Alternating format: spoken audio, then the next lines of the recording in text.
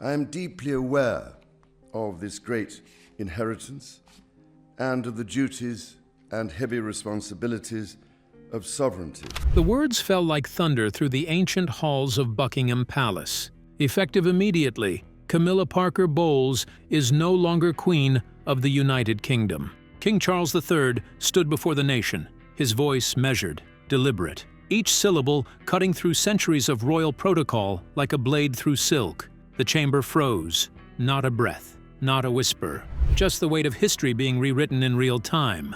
Prince William's jaw tightened almost imperceptibly. Beside him, Catherine's fingers found his hand beneath the table, her knuckles white with tension. In that silent exchange, they both knew everything had changed forever.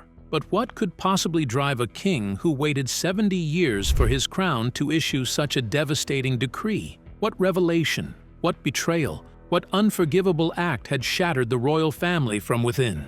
The answer lies buried beneath layers of palace intrigue, medical records, and one phone call that exposed everything. Before we dive into the scandal that's rocking the Commonwealth to its core, let me ask you something. Have you ever trusted someone completely, only to discover they were orchestrating your downfall the entire time? That's exactly what happened behind those gilded palace doors. This isn't just another royal drama. This is about power, manipulation, and a queen who gambled everything and lost spectacularly. And here's what nobody's talking about. The evidence trail leads to not one, but two sets of medical records, encrypted phone calls at midnight, and a conspiracy that reaches from Buckingham Palace all the way to California. Stay with me, because what you're about to discover will completely change how you see the modern monarchy. And trust me, the truth is far more shocking than any headline could capture. The announcement. Let's go back to that moment. The moment that broke the internet and left the world speechless. The atmosphere inside Buckingham Palace was suffocating. Crimson velvet drapes absorbed every sound. Gold-trimmed portraits of monarchs past seemed to watch in judgment. This wasn't just another royal address. This was a reckoning. King Charles III, visibly weakened by his ongoing battle with cancer, approached the ancient oak lectern. The harsh television lights carved deep shadows across his face, revealing exhaustion that no amount of royal composure could hide. When he spoke about his deteriorating health, his voice remained steady, the voice of a man who'd spent a lifetime preparing for duty, even when that duty demanded the unthinkable. Then came the first bombshell. "I am abdicating the throne." Cameras swiveled frantically. Journalists leaned forward, phones already buzzing with alerts sent to millions. Abdication? In the British monarchy? That word alone carries the weight of crisis.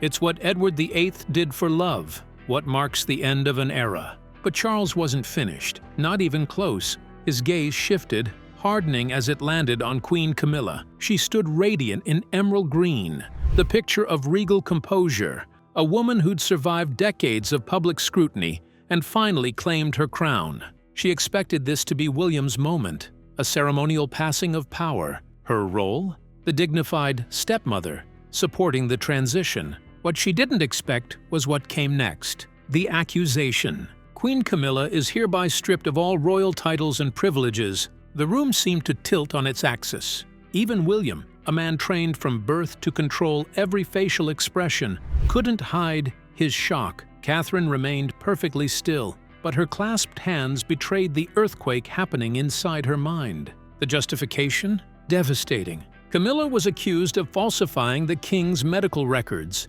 of manipulating his diagnosis, of attempting to seize control of the monarchy while her husband fought for his life. Watch Camilla's reaction in that archived footage, and you'll see something extraordinary. The precise moment a carefully constructed facade crumbles. Her silk handkerchief nearly slips from her fingers. Her eyes widen, not with fear, but with disbelief. She'd planned for everything, every contingency, every scenario, every potential threat, except this one, except being exposed by the man she thought she'd deceived. Think about that for a moment. Imagine the calculation, the cold precision required to alter your husband's medical records while he's battling cancer. What level of ambition drives someone to that point? The press conference dissolved into chaos. Journalists shouted questions over each other. Phones rang incessantly. The carefully orchestrated decorum of royal protocol shattered like fine china hitting marble. William and Catherine exited swiftly, their silence more powerful than any statement. They moved like people escaping a building on fire, because in many ways, they were. Global reaction. Within minutes, the world exploded. King abdicates, Queen betrayed, screamed across every screen in London, New York, Tokyo, Sydney. The story consumed every time zone, every platform, every conversation. But here's where it gets interesting. Public opinion fractured down the middle. Half the country praised Charles's courage. Finally, they said, a monarch who chooses justice over personal loyalty. A king who refuses to let ambition corrupt the crown, even when that ambition wears the face of love. The other half questioned everything. Was this really about justice, or was it a calculated power play? William's inner circle eliminating a rival, using Charles's illness as cover. The debate raged everywhere. Talk shows, podcasts, kitchen tables, university common rooms. Everyone had an opinion. Everyone chose a side. And through it all, one question echoed louder than the rest. What actually happened behind those closed doors? What could drive a man to destroy his own marriage on the world stage? What evidence could be so damning, so irrefutable, that it left no room for mercy or second chances? The discovery.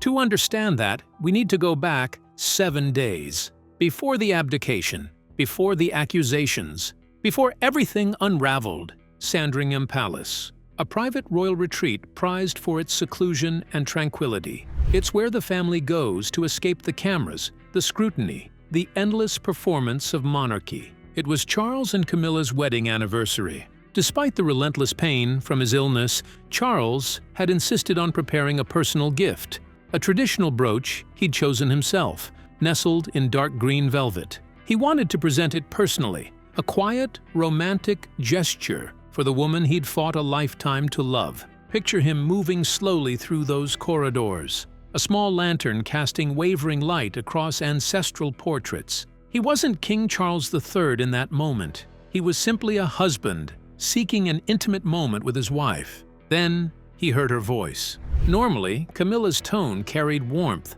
that slightly husky quality that put people at ease. But this was different, sharper, colder, commanding. She was on the phone. Protocol dictated he announce himself. But something, instinct, dread, that sixth sense we develop when something's terribly wrong, held him frozen outside the carved oak door. What he heard next changed everything. "I don't want it to sound critical, Harland," Camilla said, her voice as calm as someone discussing garden arrangements. "I want it to sound more critical than it actually is. Just include the right phrasing. Severe exhaustion. Indefinite rest required. That will persuade the council that the king needs prolonged recovery." Harland, Dr. Harland, Charles's personal physician, the man he trusted with his life, literally, and Camilla was instructing him to falsify medical records. Can you imagine that moment? The man you love is dying of cancer, and you're standing outside a door listening to your wife orchestrate your political removal? Charles stood motionless, the velvet box growing heavy in his hands. But she wasn't done. The conspiracy deepens. Camilla immediately dialed another number. This time her voice carried barely contained excitement, the energy of someone nearing checkmate. "Good. Then we move forward. I need the documents for changes within the Royal Committee prepared immediately. We can't allow those indecisive fools to obstruct us." Every word was a knife. This wasn't just medical manipulation. This was a coup, carefully engineered, methodically planned, hidden beneath the appearance of wifely concern. "Charles's condition will force him to step back," she continued. "During that period, I'll establish a temporary regency council to maintain stability." Translation: while Charles fought cancer in forced isolation, Camilla would rule the monarchy from the shadows. The anniversary gift slipped from Charles's fingers. The velvet box landed soundlessly on the Persian carpet, but to him it echoed like shattering glass. Think about what that represents. Years of devotion, decades of fighting for acceptance, a lifetime of choosing this woman over duty, over protocol, over his own mother's approval. All of it reduced to a prop in someone else's power play. Charles stepped back without a sound and returned to his chambers alone. The green velvet box remained where it fell, a mute symbol of sincerity betrayed. But here's what nobody knew at that moment. King Charles III wasn't broken. He was galvanized. The investigation. From that moment forward, Charles withdrew from public life completely. Officially, he cited strict medical rest. The press reported his worsening condition. Speculation swirled about his ability to continue reigning. But behind the facade of illness and isolation, Charles was conducting warfare. He understood that every move was watched, not by distant enemies, but by those closest to him, likely reporting back to Camilla.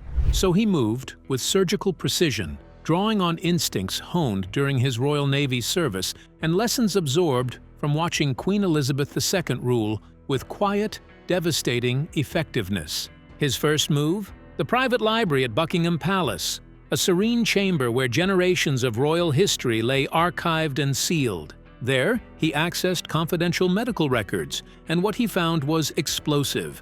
2 separate medical reports, both bearing his name, both dated to his most recent examination, both carrying Dr. Harlan's official stamp, but their contents couldn't have been more different. The first report, the original, discreetly obtained through a loyal nurse, described Charles' condition as stable, requiring observation, yes, but presenting no immediate danger to his life or his ability to rule. The second report, circulated to the Royal Council and senior advisors, painted a catastrophic picture: severe decline, nervous exhaustion, recommendation for indefinite rest, and potential intervention. Charles placed both documents side by side beneath the lamp. The evidence was irrefutable. Camilla had manipulated his physician into creating false medical records. She'd manufactured a crisis to justify removing him from power. But evidence alone wasn't enough. Charles needed to understand the full scope of the conspiracy. Who else was involved? How deep did this go? Kate's discovery. And that's where Catherine, Princess of Wales, entered the story. Kate is meticulous, detail-oriented to a fault. While organizing palace correspondence related to medical care, routine administrative work most people would find mind-numbing, she noticed something odd. A series of emails between Camilla and Dr. Harlan, sent at irregular hours, often late at night. The language was coded, vague, careful. Instead of discussing health, they referenced arrangements and schedules. One message stood out like a beacon, an email from Harlan to Camilla, with an attachment labeled simply Plan B. Kate's instincts screamed danger. She'd always treated Camilla with respect. The woman had made Charles happy after all. But this went beyond family drama into something darker. Without hesitation, Kate brought everything to William. Now, understand William's position here. He was already under crushing pressure, worry for his father, anxiety about his impending role, the weight of potentially becoming king far sooner than expected. When he read Kate's findings, his expression hardened, line by line. William had respected his stepmother, believed she'd brought stability and genuine happiness to Charles's later years. But the evidence shattered that belief like a hammer through ice. From that moment, William and Kate became part of the investigation. 3 generations of the royal family, Charles, William, and Catherine, now worked in secret to expose the conspiracy unfolding within their own walls. The evidence mounts. William and Kate operated like intelligence agents. They used encrypted channels, avoided surveillance-heavy areas of Buckingham Palace, worked only with their most trusted staff. Their target? Dr. Harlan. Through painstaking analysis of phone metadata and palace server logs, they uncovered something decisive: a recorded telephone conversation between Camilla and Harlan. When William played it back, he felt fury and disbelief surge through him. Camilla's voice, measured, calm, utterly unrepentant, instructing Harlan to inflate the king's medical condition, to use alarming terminology, deliberately designed to remove Charles from all official responsibilities. It was irrefutable, damning, devastating. They brought everything to Charles: the recording, the 2 contradictory reports, the email trail. Every piece of evidence meticulously documented. Charles accepted the device with unsteady fingers and pressed play, hearing his wife discuss him as an obstacle, as a problem to be managed rather than a person to be loved, carved something deep and permanent into his soul. But Charles is a monarch, and monarchs don't have the luxury of emotional collapse. Despite the pain, he made one final decision. He would give Camilla a chance to confess, not out of mercy, not even out of love, but as a final ethical reckoning, a last attempt to salvage some fragment of dignity from the wreckage of their marriage. The confrontation. Their private meeting took place in a small drawing room, just the two of them, and an oppressive silence. Camilla entered with practiced assurance. She'd sensed Charles's emotional distance recently, sure, but she believed her charm, her decades of experience navigating royal politics, would protect her. A faint smile crossed her lips, an attempt to stir his sympathy. Charles didn't present the evidence immediately. Instead, he met her gaze with eyes carrying both the sorrow of a betrayed husband and the authority of a sovereign. Calmly, almost gently, he asked about her concern for his health, about her recent communications with Harland. And Camilla? She denied everything. With a soft sigh and carefully crafted sadness, she dismissed it all as misunderstanding. Her actions, she claimed, stemmed solely from fear for his well-being. She even redirected blame, suggested jealous courtiers had fabricated rumors to undermine her position, to fracture their marriage. Her bold denials, her complete absence of remorse, extinguished the final ember of hope within Charles. In that moment, he understood with absolute clarity there was no regret here, only strategy. When Camilla departed, still cloaked in the posture of an injured spouse, Charles knew his course was set. His personal anguish could not supersede his responsibility as king. He would not leave William a monarchy corroded by deception and conspiracy. The decision. Without delay, Charles summoned his private secretary. His decision was absolute. He would abdicate formally, transferring the crown to Prince William immediately. But more than that, Camilla's scheme and all supporting evidence would be presented in full before the royal council. Justice would not be hidden. It would be public, unmistakable. Seated at his ancient desk, Charles lifted his pen and began signing. The new will, the abdication decree, each document witnessing the end of an era. Every signature felt unbearably heavy. He also composed a final handwritten note to Camilla, short, intimate, stripped of ceremony, a farewell that would never be sent but needed to be written. As he sealed that letter in a plain envelope, he was no longer just ending a reign. He was closing a chapter of his life that had defined him for decades. Think about that wait, 70 years waiting for the crown, finally achieving it, then surrendering it less than 2 years later, not because of illness, but because of betrayal. How many of us could make that choice? Duty over personal happiness? Justice over love? The fallout. The days following the announcement transformed Britain. The coronation of King William V wasn't just a ceremony, it was a catharsis. Prince William, now king, stood on the historic palace balcony with an air of calm authority that belied the chaos of recent weeks. Beside him, Queen Catherine projected absolute faith in her husband, in their path, in the righteousness of their actions. The crowds weren't merely celebrating a new monarch, they were witnessing the restoration of integrity to an institution that had seemed on the verge of corruption. Media narratives shifted dramatically. Sensational headlines gave way to thoughtful commentary praising Charles's moral courage and William's resolve. The ordeal, painful as it was, had purified the monarchy. But while London erupted in celebration, another story unfolded almost entirely in silence. Camilla, officially divested of all royal titles, was instructed to leave Buckingham Palace. No ceremonial departure, no motorcade, no loyal staff, no words of farewell. She walked corridors where she'd once exercised authority, permitted to carry only a few personal items. As an unmarked vehicle quietly exited through the palace's rear gate, Camilla didn't look back. That expression, once proud, ambitious, defiant, was now hollow, emptied of emotion. Her destination? A remote manor in the southern countryside, surrounded by fields and woodland, isolated, forgotten.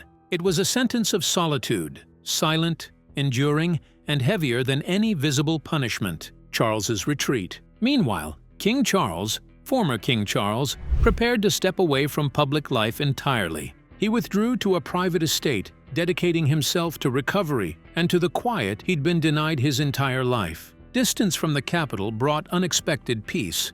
Though he'd surrendered both crown and companion, he'd regained something far more vital: clarity of conscience. In solitude, Charles began writing. Beyond formal documents, he crafted a deeply personal memoir, a record of the final chapter of his reign.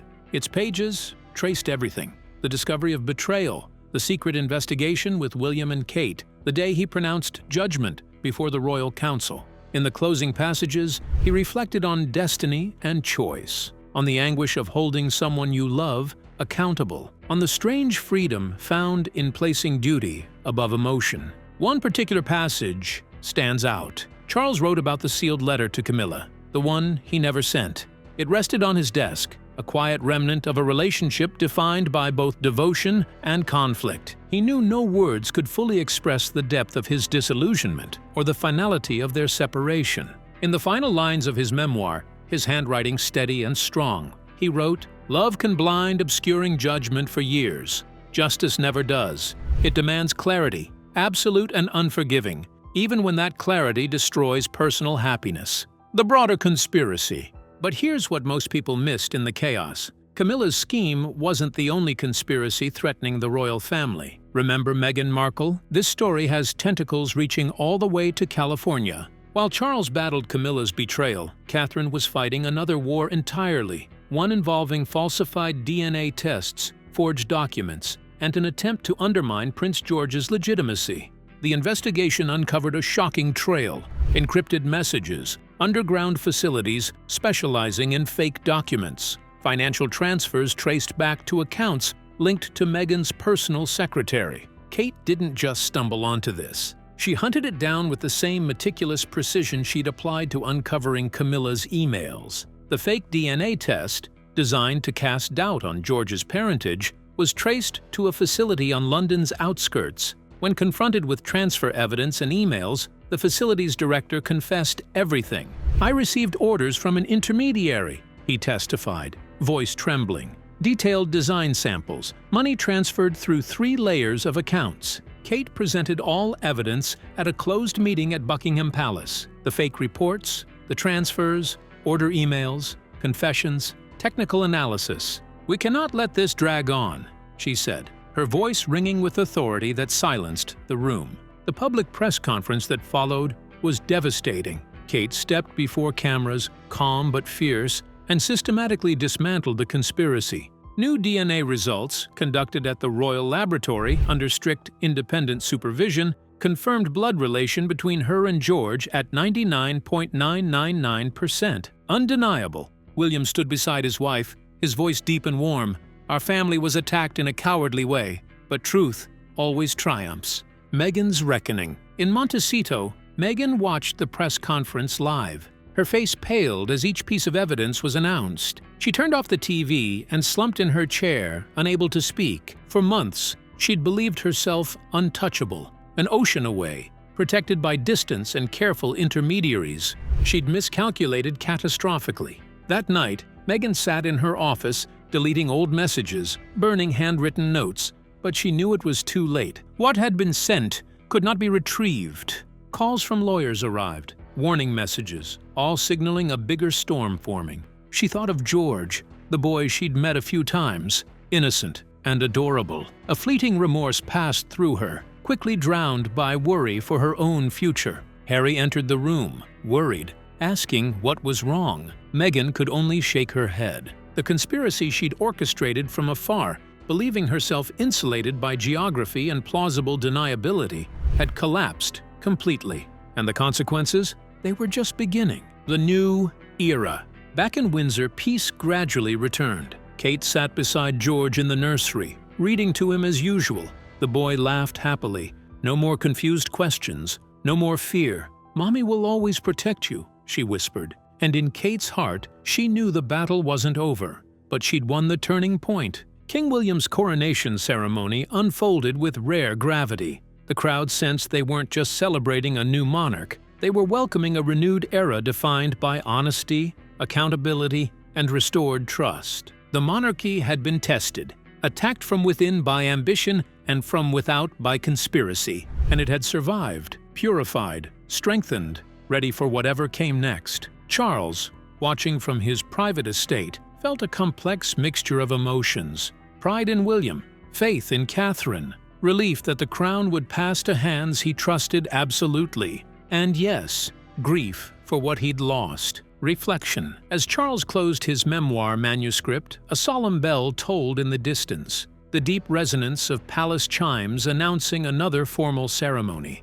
It was the sound of continuity, of renewal. A new monarchy had taken root, one where hidden ambitions had been banished, where truth mattered more than power, where integrity defined the crown. Charles had made an impossible choice. He'd placed duty above personal feeling. He'd exposed betrayal even when it destroyed his own happiness. Some called it courage, others called it cold calculation. But ask yourself this: what would you have done if you discovered your partner, the person you'd fought for, sacrificed for, waited decades to marry, was systematically betraying you while you fought for your life? What choice would you make? Would you protect the institution or protect the relationship? Charles chose the crown, not because he loved power, but because he understood that some betrayals are too fundamental to overlook, and in doing so, he gave his son and his country a clean slate. The story of King Charles's abdication and Queen Camilla's downfall will be studied for generations.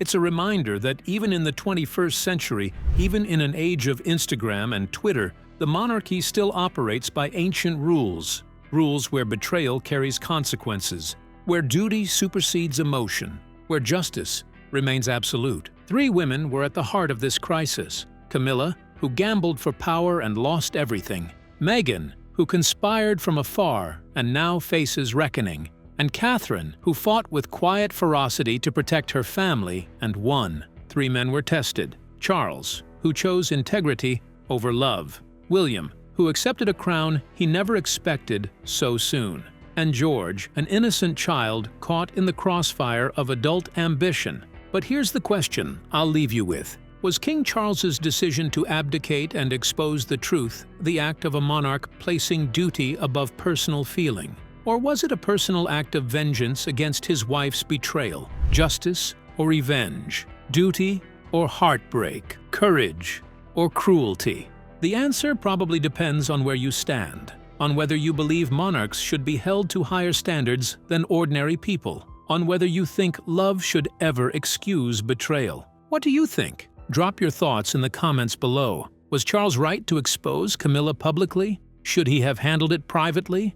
Could their marriage have been saved? And what about Meghan's conspiracy? How far should accountability reach? If you found this story as gripping as I did, smash that like button. Share this with someone who loves royal drama, and subscribe because trust me, this story isn't over yet. The repercussions are still unfolding, legal consequences are still pending, and the monarchy is entering uncharted territory. Thanks for watching, and remember, in the game of crowns, truth is the only weapon